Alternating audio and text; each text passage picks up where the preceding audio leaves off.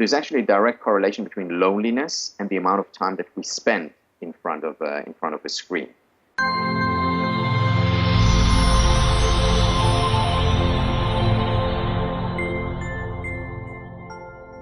Hey guys, welcome to Spirit Pig. This is the show that explores how to live a fulfilled life. I'm Duncan CJ, and today I'm talking with Dr. Tal Ben-Shahar.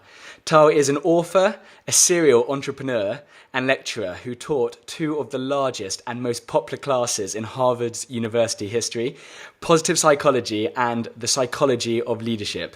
He is one of the world's leading experts on the topic of happiness and is the man behind the works Choose the Life You Want, Being Happy and Happier, which have been translated into more than 25 languages and appeared on the top bestseller lists all around the world. And he has co-founded numerous companies, including the Wholebeing Institute, Potentialife, and most recently, his project Happier TV. Tal, thank you so much for being here and for talking to us today. Thank you. Great to be here. I mentioned it right at the end, but Happier TV, I've been watching a lot of the videos. I've been on your website yourself early on today. What's that all about? My background is in academia. I taught a university class, and I wanted to make the material more accessible to as many people as possible. So I had this idea of creating a Happier TV, which is an online TV channel that brings many of the ideas from research and make them accessible to people. Yeah. How to lead a happier life. One video which I watched from that, which I absolutely loved, I thought it was fantastic, was could you maybe just share? It was an experiment done by a German psychologist called Fritz Struck, I believe, where they were asked to hold a pencil. Can you explain that? Sure, yeah. So this is one of the classic experiments. So, I happen to have a pencil here. Didn't prepare in advance. And what they found was that when people held a pencil in their mouth this way, rather than this way, they were happier. Why? Because they put on a smile. Even if it was a fake smile, they didn't know that their physiology was going to be tested. They became happier just as a result of having that pencil in. So in a sense, it's like, fake it till you make it. Act as if you're happy, or you may even become happier. By the way, this applies even more so to other physical gestures. So there's wonderful research by Amy Cuddy from Harvard Business School on postures, showing that, if we sit like this, with our hands up and, in what she calls a power pose, we're less anxious, happier, more confident, versus if we sit in a low power pose, which would be, maybe with our hand on our, hiding our neck and stooped down, then that has a negative effect on our well-being. So our physical posture affects our psychological state. It's funny. I'm glad it's funny that you brought that up because, Amy's got an amazing TED Talk. And it's funny because one of my friends, Alyssa, the other day was going for a job interview.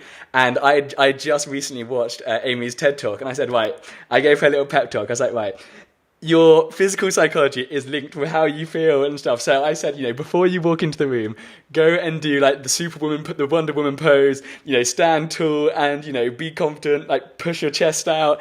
And actually, you'll walk into the room, that will, I couldn't remember which order it is. It decreases the stress or something, increases, it's assertiveness. Exactly. Cortisol goes down, testosterone goes up. So it's and people actually perform better on interviews when they do that. Yeah. It's crazy. I love it. And now, positive psychology. We did an interview about 5 or 6 months ago, and we touched on this subject, and it's basically the science of happiness, isn't it? And most psychology studies sort of schizophrenia, anxiety, depression, but right. Positive psychology, it's actually looking at things in life which are working, which make life better, like love, happiness, joy. Is that correct? Yeah. So one way to look at it, you can look at human experiences on a continuum where you have negative experiences. There is the 0 point, and then there are the positive experiences. Most of psychology historically is focused on the negative. How do you get people from a negative, 25 or 3 to a 0? So that they're not depressed, so that they're not anxious. But psychology hasn't looked historically hasn't looked at how do you get people to go from the zero to the positive. And I equated a metaphor or an analogy could be equating it to eating. When it comes to eating, I can experience indigestion and then get rid of the indigestion. So it's getting me from the negative to the zero, but that doesn't mean I'm enjoying food if I don't have indigestion. So positive psychology is about enjoying food. Now, interestingly, what has been found over the last few years is that it's not just about getting rid of or just increasing the positive. So if I cultivate my strength or improve my relationships and experience more love or enhance my levels of well-being and happiness or positive emotions, I'm not just going from that 0 point to the positive. It also makes me more resilient. It also makes me better able to deal with difficulties when they arise. So it doesn't just help the positive, it actually also helps the negative indirectly. That's fascinating. And it's a reasonably new study, and I know there's like the father of positive psychology is recently, but this went kind of like, how was Aristotle an early pioneer of this kind of thinking? Yeah, so positive psychology as a field of study was officially formed in just 1998 by Marty Seligman, not that long ago. But if you trace the roots of positive psychology, you can go back within the field of psychology to Abraham Maslow, who in 1954 wrote about positive psychology, or all the way back to Confucius, Lao Tzu, and Aristotle and Plato. So thousands of years ago. So Aristotle, for example, talked about flourishing and what it takes to lead a happy life. And, he talked about contemplation and friendship. So thinking and learning as one of the core elements of a happy life, whether it was by reading books or going to lectures or listening to podcasts. No, he didn't talk about that. And friendship, spending quality time with people we care about as one of the foundations of happiness. And today we have the research to back it up. He was right on the money. Amazing. And one of the sort of trends or quick fixes today is to try and sort of medicate our problems away. Medicate away every painful emotion that we experience. Why is this just not the right approach? You see, medication is a complex issue because there are certainly cases, some of them I know intimately, where medication has saved lives. So there is certainly a place for it. The problem with medication comes when we overprescribe. When someone is experiencing a painful emotion, their girlfriend dumped them, or they did poorly on an exam, and they resort to medication, or the medical doctors prescribe psychiatric medication because the people are feeling down, and that's the wrong thing to do. So we overprescribe. That is the problem. Why? Because if you go to a room and there are 100 people in the room, and you ask them to think back to their most important growth experiences, probably 97 or 98 of them will think about painful experiences. It was when the love of my life, or I thought the love of my life, dumped me, or when I didn't get a job that I really, really wanted, or I didn't get into a program that I thought would is my calling. And that's where I learned the most. That's when I grew the most. Now, if we medicate away every pain that we experience, we're not going to have these growth experiences. And by the way, this is important today. It's going to be even more important 10 years from now, because medication is going to be a lot more precise. It's not going to have the side effect that it has today. It's going to be a lot more readily available. And then people whenever they experience painful emotions, they're going to go to it. It's going to be so easy to fix. And I think that's unfortunate. There's a lot of value in also, not only of course, but also experiencing pain and disappointment and sadness and anxiety. It's all part of a full and fulfilling life. Mm. And that actually translate how the happiest people are those who open themselves up to this and allow themselves to feel that full range of emotions. Exactly right. The Lebanese poet Khalil Gibran said that every time we experience suffering, it's like we're digging deep into our container, our emotional container, and that container also then holds our pleasurable emotions. So it gets bigger with pain, and we have a larger capacity for joy. Yeah. And an interesting study which I saw was, it was on one of your videos. It was like after a tragedy, people who actually break down, cry, share, actually much more likely to get over that tragedy quicker, than the people who say, stiff upper lip, okay, I'm going to pull through this, I'm going to be strong. Those people actually struggle for longer periods of time afterwards. Exactly. So the people who give themselves what I've come to call the permission to be human, whether it's to talk about, to cry, to go through the emotion and the motion, they're much more likely to experience what psychologists today call post-traumatic growth, and to develop as a result. Yeah. One of the number one predictors of well-being and happiness, and you mentioned it like right at the beginning, was this idea of spending quality time with friends and family. However, in the modern world, this amount of quality time is just eroding more and more and more. I don't know, I'm not really sure what this question is, but how can we approach this? Like, what's the best way?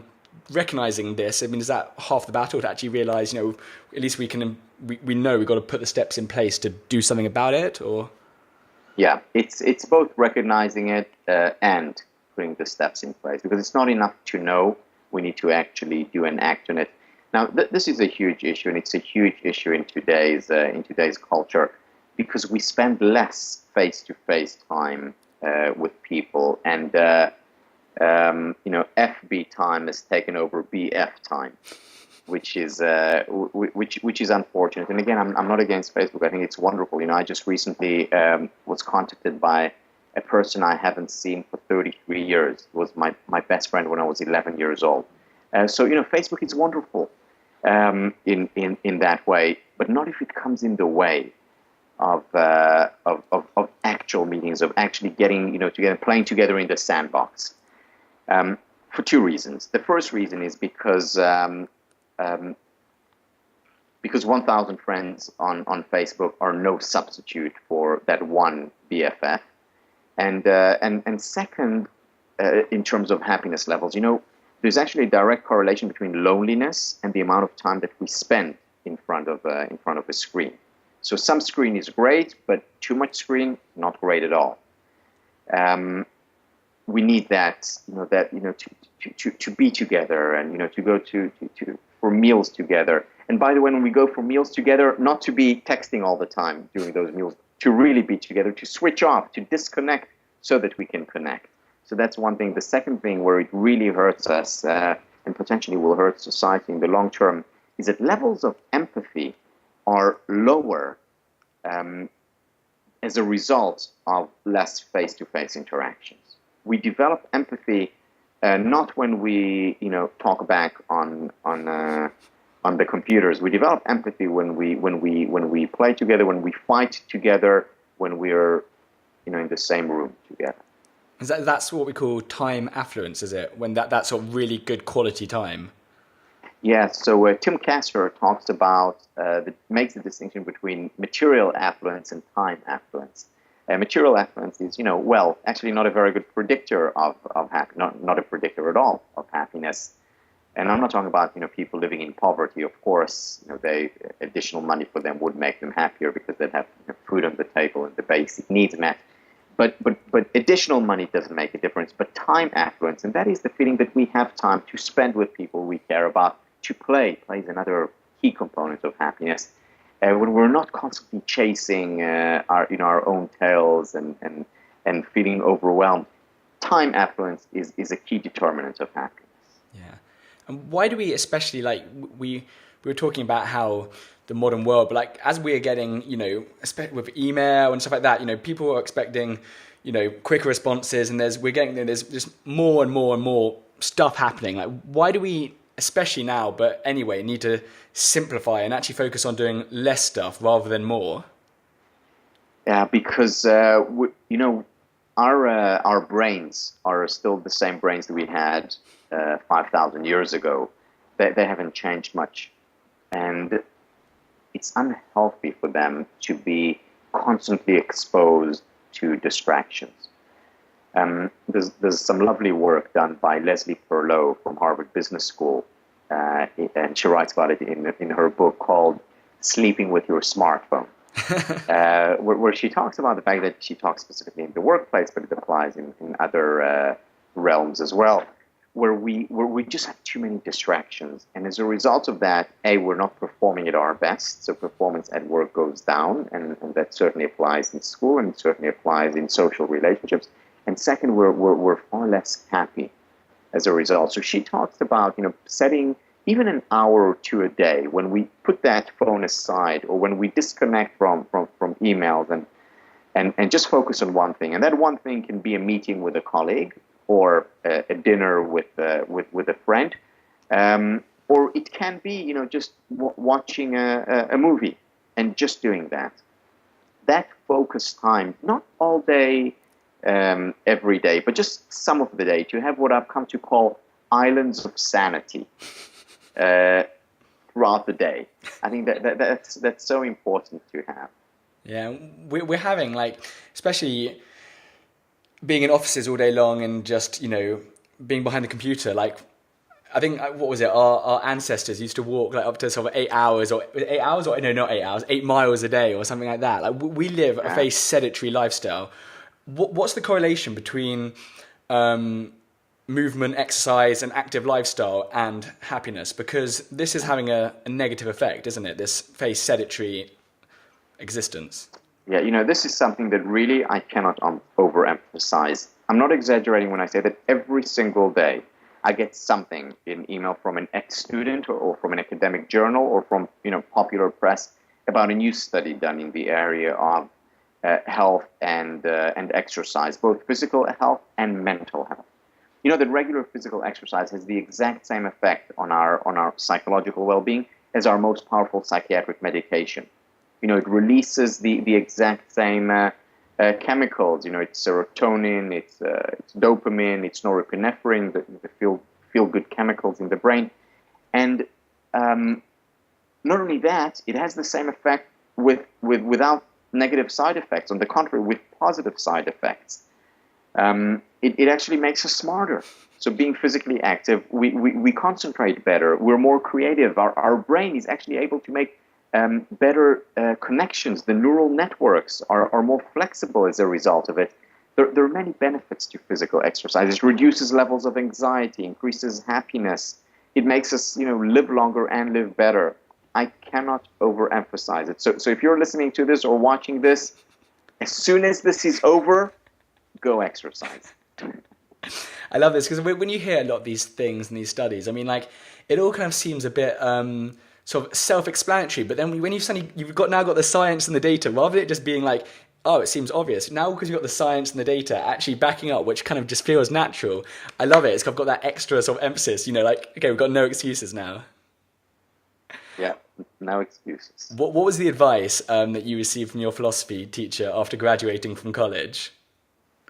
Yeah, so, after graduating from college, I must say I felt initially a high, but then a low. I felt overwhelmed. Because in college, so I had to decide on a major, but once I decided that, it was pretty set. I knew what I was going to do. I have to take intro to philosophy, intro to psychology. Good life. But after college, what do I do now? Do I go into teaching? Do I go into business? Do I go? There are so many options in our world, and I experienced. I didn't have the words then because I didn't know that research, but I experienced the tyranny of choice, in the words of Barry Schwartz. There were many choices, and I didn't know what to do, what would make me happy. And the thing is, whenever I started something, I immediately felt regret. Why didn't I start something else? So it was constant frustration. So what my philosophy teacher had told me to do, he said, okay, just make a list. Make a list, first of all, of the things that you can do, of the things that you think you can be okay at. You don't have to be great at, but okay at. And then out of that list, make a sub-list of the things that you want to do. So I did that. And then he came back to me and said, okay, now make a list of the things that you really want to do. So I made it. And then he said, okay, now make a list out of that of the things that you really, really want to do. And then do that. So, that helped me. It's a very simple and basic idea, but it helped me zoom in, focus on the things that were really important to me. So that's the one thing. But he also said something else. He also said, and if you have regrets, no, he didn't say. He said, when you have regrets, because you will have regrets, don't worry. It's natural. It's fine. Just continue doing what you're doing. What does a fulfilled life mean to you? A fulfilled life means a full life. It means a life where you are having fun, where you're playing, where you're working, where you're struggling, where you're experiencing anxiety, where you make mistakes, where you have conflicts. Bring it all on. Bring it all on. You never know where things lead. You never know. And the more you experience it, the more open you are to experiences, the more you will experience it, and the happier you will be. For me, a big breakthrough in my happiness levels was when I embraced unhappiness as well. I mean, truly embraced, not just as a cliche. Yeah, everyone experiences unhappiness. Everyone experiences anxiety and sadness. When I really said to myself, when I was going through one of the lows, I'm embracing this. This really is part of a full and fulfilling life. Big breakthrough for me. Great answer. And what is one thing our listeners can do today that will have a massive positive effect on their lives? Well, we already established that they are going to work out right after this, right? So in addition to that, here's one thing. One thing that had a very powerful effect in research, actually the most powerful single effect in research, was writing a gratitude letter to a person you care about. But a gratitude letter is not just a letter saying, oh, it was nice seeing you yesterday, thanks. It's a deeply felt letter where you really think about someone in your life who has made a difference. It could be mom or dad. It could be your friend, your partner, your roommate, whatever. But really sit down and spend at least 30 minutes thinking about what this person means to you in your life. Write it down and then go to them and read it to them. Read that letter to them. It's powerful stuff. I'm going to start thinking who am I writing my letter to? and do it once a month. Once a month, so it's actually make it into a habit. Into a habit, exactly, a ritual. That's fantastic. And which book or books would you say have had the biggest impact in your life? So there are a few of them. In terms of a fantastic book on relationships, it's a book by David Schnarch called Passionate Marriage. And it's not just for marriage, it's for any relationship. So Passionate Marriage, a great book on bringing about change in our lives, is a book by Jeffrey Schwartz called You're Not Your Brain. You're Not Your Brain. And here is a third book by Sonia Lubomyrsky, The How of Happiness. Good books.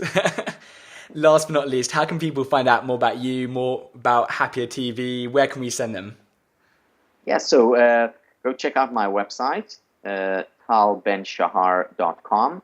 That has also linked to Happier TV, which is happier.tv. Brilliant. Thank you so much for giving up your time today. I mean, it's been absolutely, I've loved it. I think you're even later than me. It's 11:30 where you are. So I appreciate it really talking to me today. It's been so much fun. Thank you very much.